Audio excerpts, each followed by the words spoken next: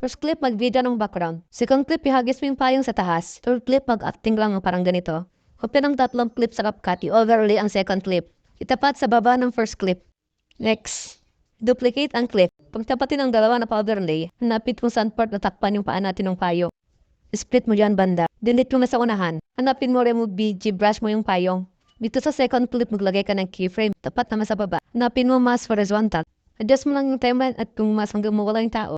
Next, pindutin mo na pa-duplicate na clip. Split mo dito part, delete mo na sa huli. Second clip, split mo dito part. Hanapin mo remove BG, brush mo yung payong. Lagay ka ng keyframe sa una. Resize mo lang yung payong.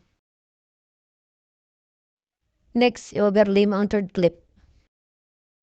Pagtapatin mo lang yung dalawang payong. Tulad nito. Next, pagtabihin mo ang third clip at second clip. Pindutin mo ang third clip, hanapin mo ang freeze. Overlay ang clip na freeze. Split and delete yung nasa last. Drag mo ulit yung third clip, tabi mo sa second clip. Dito sa freeze clip, maglagay ka ng keyframe sa last. Huwag BG brush mo yung tao. So, unahan ng clip, drag mo yung tao, hindi kita sa frame. Hanapin mo effect body tapos motion blur. Next, export the video and that's it.